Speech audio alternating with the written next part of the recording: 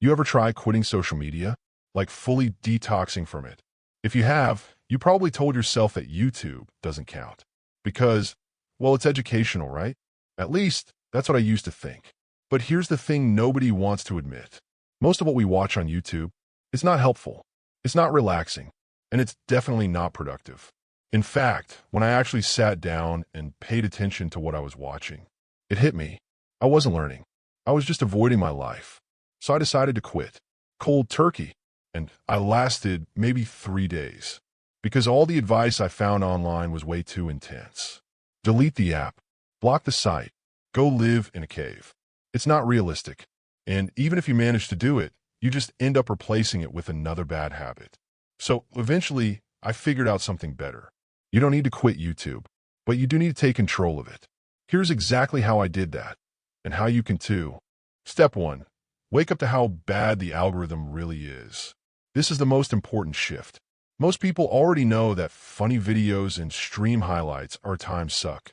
But what took me way longer to realize was that even educational content, podcasts, life advice, productivity tips, those two can be a trap. It feels productive. You convince yourself you're improving. But when I looked at my recommendations and actually asked, has any of this really changed me? The answer is obvious. No.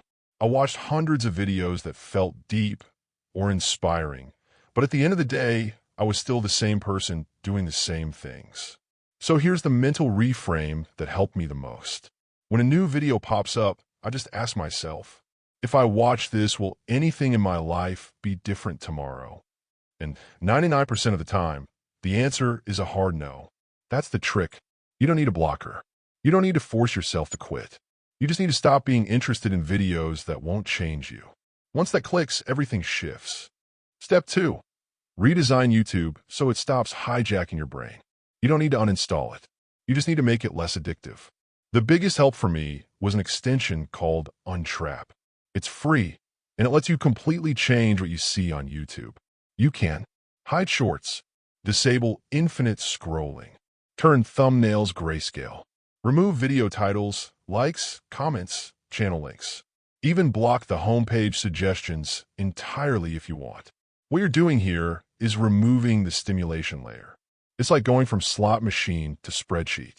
Still functional, but no longer tempting. And for mobile, use an app called ScreenZen. It doesn't block YouTube. Instead, every time you open the app, it makes you wait. You choose the delay 5, 15, 60 seconds. Whatever hurts, just enough. And during that pause, it shows you a custom message.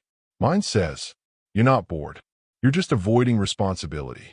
After that, you can unlock it, but that moment of friction is enough to catch yourself. Oh, and the best part? ScreenZen can separately block YouTube Shorts. So even if you unlock the app, if you try to open a short, you get another warning.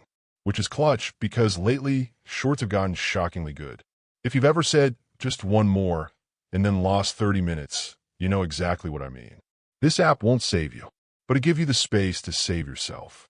Step 3. Use your time, don't just kill it.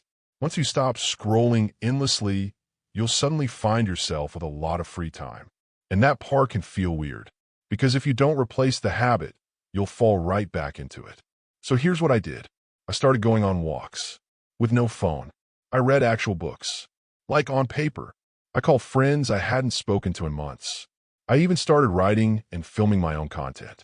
And here's the truth I wish I learned sooner. The time you give to watching other people live their lives is time you could use to build your own. That's not motivational fluff. That's real. I still watch YouTube, but now it's intentional. No more random clicking.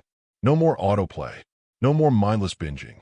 And if this video made something click for you, consider subscribing to fund the next upload. It costs you nothing. It helps a lot. And if not, just remember, you're one thought away from breaking the cycle.